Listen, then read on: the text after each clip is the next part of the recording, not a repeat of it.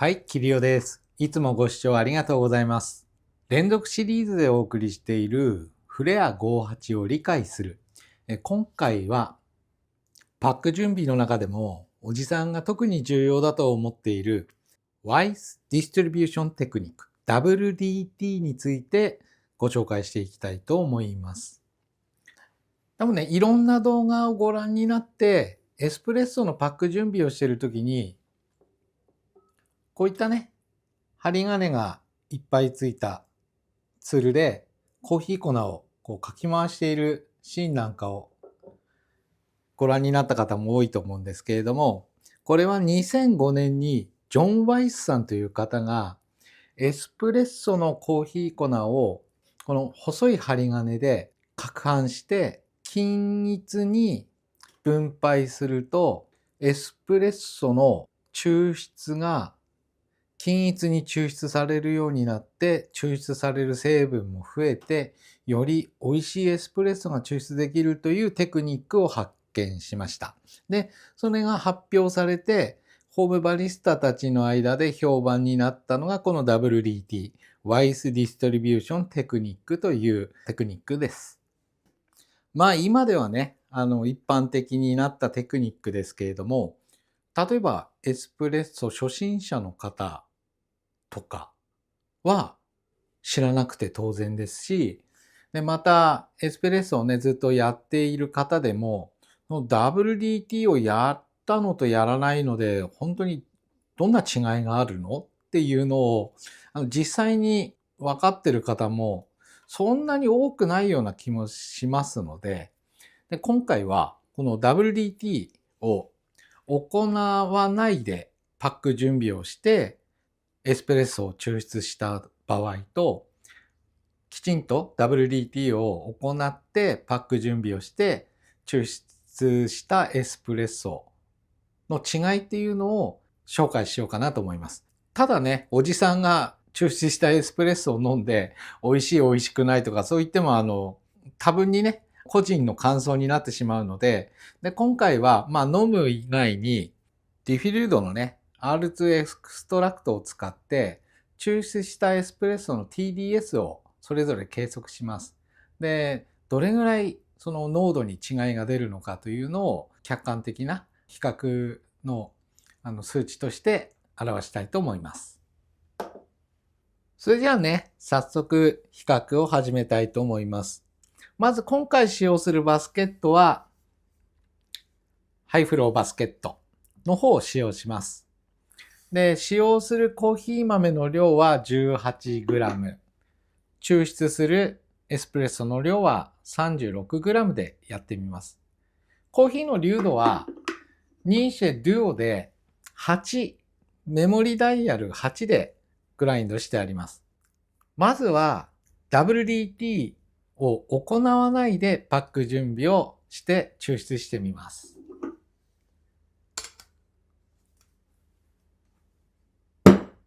コーヒー粉をバスケットに入れて、もう今回このままタンピングしてみましょう。全く WDT を行わずにタンピングを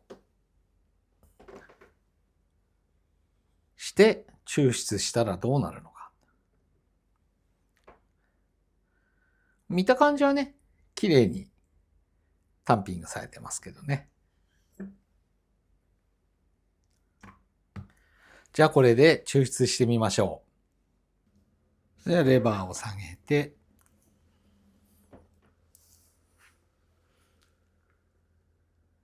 お湯を注ぎます。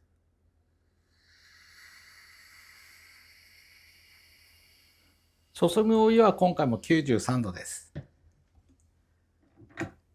レバーを上げて、プレヒートの電源オフ。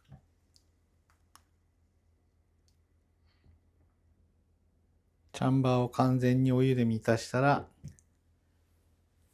抽出を開始します。まずは3バール。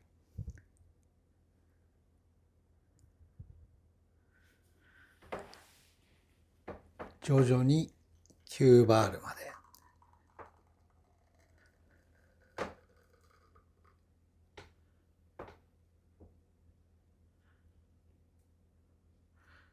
36g を目標に。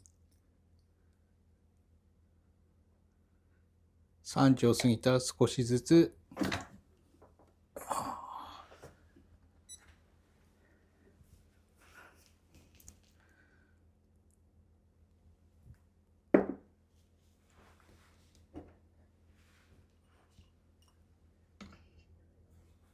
抽出が完了しました。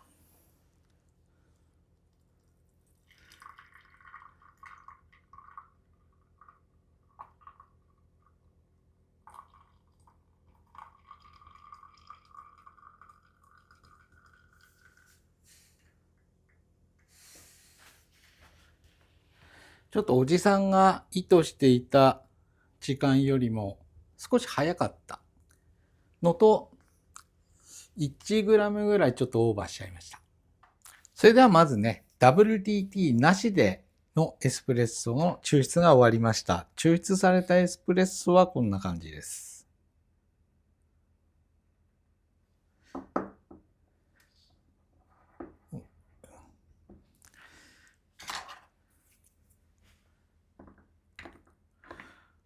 抽出自体は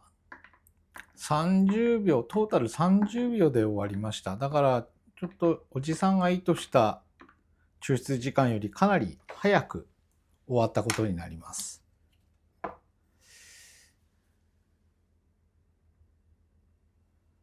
で、一回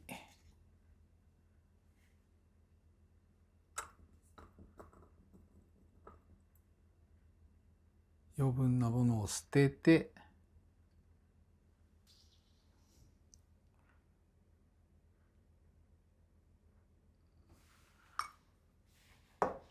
これで一回 TDS を測ってみようと思います。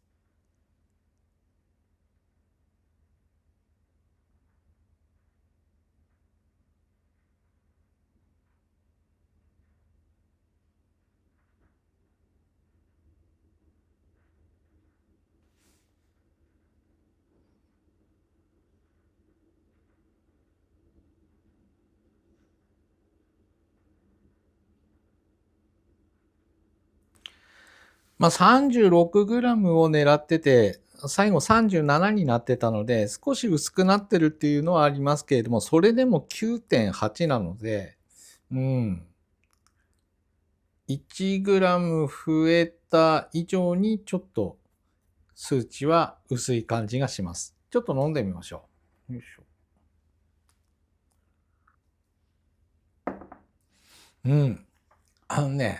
明らかに水っぽいのと、すごい苦いのと、酸味と、両極端な味がします。どっちも主張が強い。でいて、全体的に薄い。はっきり言うとね、美味しくないです。それじゃあ次は WDT を行って抽出してみましょう。それでは WDT ありでパック準備を行います。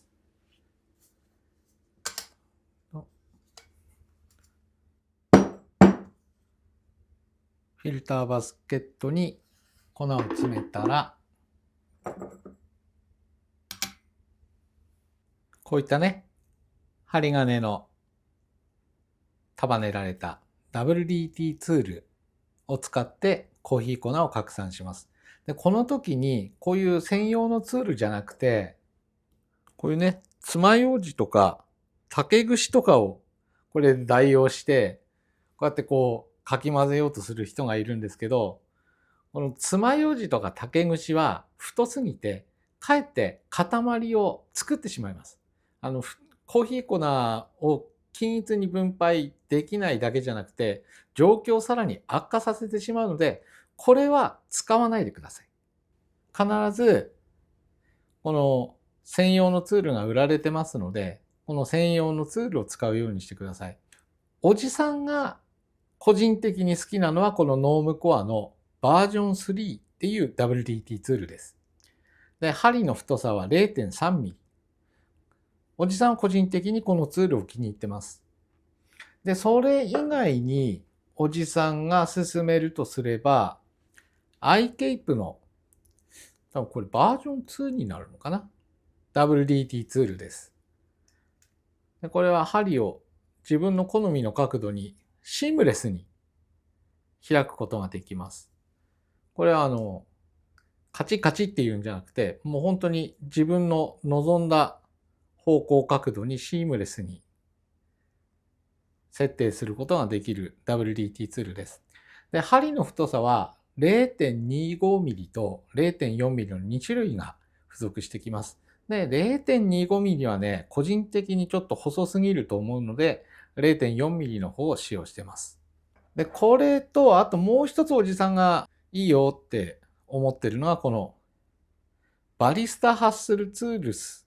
のコームですね。オートコームと同じ針を使ってるんですけれども、0.35mm の針です。これもかなり優秀な WDT ツールです。まあ、何を使ってもできるんですけれど、このおじさんが気に入ってるツールを使うと、他のものよりも労力が少なくて済みます。確実に。時間が多分3分の1とか、それぐらいで綺麗に仕上がるので、おすすめのツールを検討してみてもいいかなと思います。じゃあ実際に WDT を行っていくんですけれども、やり方は人それぞれあると思うんですけども、おじさんの場合は差し込んで小さく回しながら粉を均等に分配していきます。回して回して徐々に中心に行くような感じで。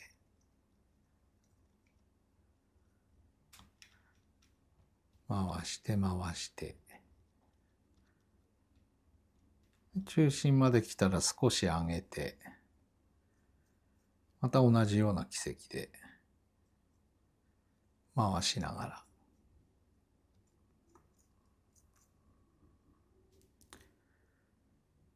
おじさんの場合は外から内に行くような格好です。外側も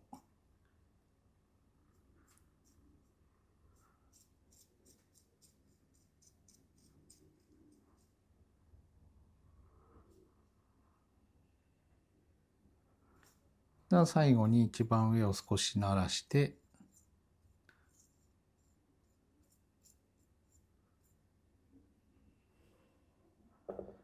均等になったところで軽く衝撃を与えて外すとこういった感じで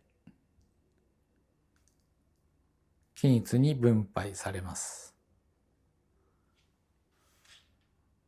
そしたらあとこのまま水平にタンピングして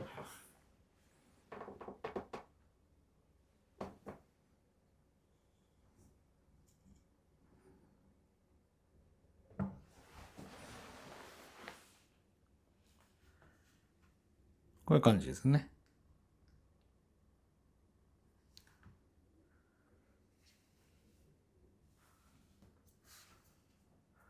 あとはパックスクリーンを置いてパック準備は終了です。で特に回転させるディストリビューターっていうんですか、それはあってもなくてもいいというか、おじさんはなくてもいいんじゃないかなっては思います。じゃあおじさんなんで普段動画でね、ショート動画で使ってるのって言われたら、それはメーカーさんが送ってきてくれるから、おじさんもツールも好きなんで使っているだけで、特にあれがないから、使わないからといって、エスプレッソの抽出に影響があるのかって言われたら、なくてもいいんじゃないのっておじさんは思います。むしろね、ない方がいい場合もあるっていう意見もありますし、最低限、フレア58で美味しいエスプレッソを抽出するんであれば、この WDT ツールと、このドーシングファンネルですかね。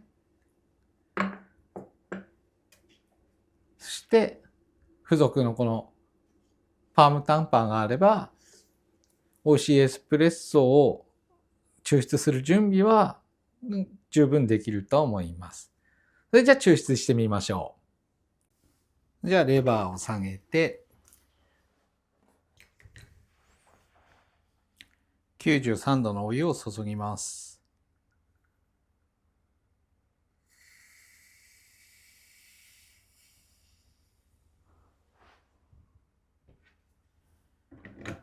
レバーを上げて、プレヒートの電源オフ。チャンバー内を完全にお湯で満たしたら抽出を開始します。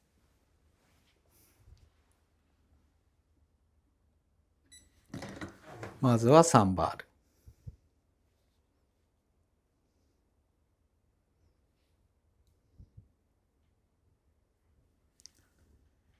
からゆっくりと9バールまで上げていきます。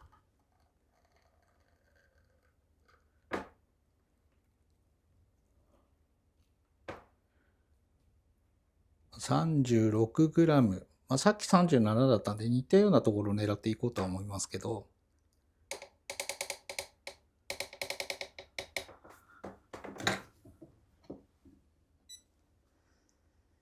大体同じぐらい抽出できました。37秒ですね。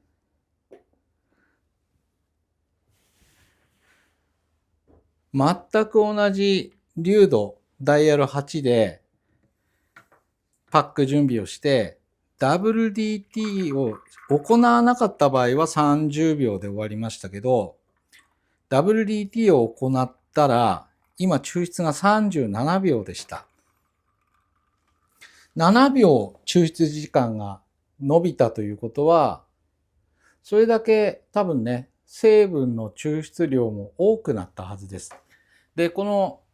抽出時間が伸びた原因は、フィルターバスケットの中のコーヒー粉が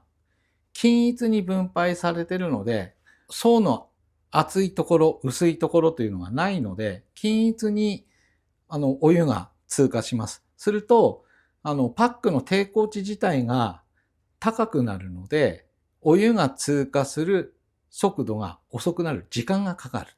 それだけ均一に抽出されているということです。WDT を行わなかった時に7秒抽出時間が少なかったっていうのは、パックの中を通過するお湯が、要はチャネリングを起こしてるわけですよね。層の厚いところをお湯が避けて、層の薄いお湯が通りやすい通路だけを大きく抜けていく。だから、フロースピードもフローレートも高くなるし、抽出の時間も短くなる。いや、抽出の時間が同じコーヒー粉の量で短いっていうことは、それだけコーヒー粉抽出されてない未抽出のコーヒー粉が多いっていうことです。なので、出てきた結果は薄くなるし、未抽出の部分も極端にある。で、過抽出のコーヒー粉の部分も極端にあるから、苦味と酸味が両方自己主張を強くして、で、かつ濃度は薄いっていう変な味になったっていうことです。それじゃあ、抽出したコーヒーを分析してみましょう。それでは WDT ありでパック準備をして抽出したエスプレッソの分析をしてみましょう。抽出されたエスプレッソはね、こんな感じです。やっぱりいい感じがしてますよね。よいしょ。で、エスプレッソをしっかりとかき混ぜて攪拌して、まずね、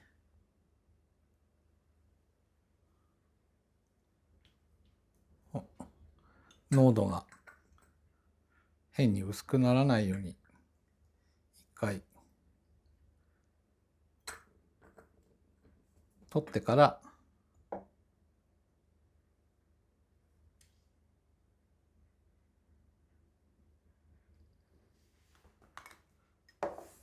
で分析します。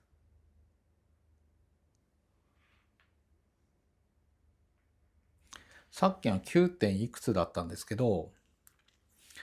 まあ、抽出量同じぐらいなんでね、どれぐらい違いが出るのか。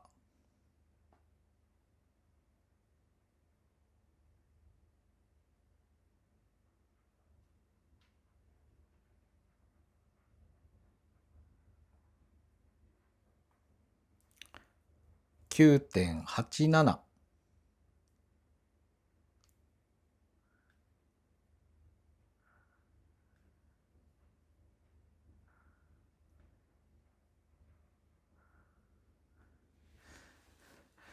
まあね、18g の豆で、36じゃなくて、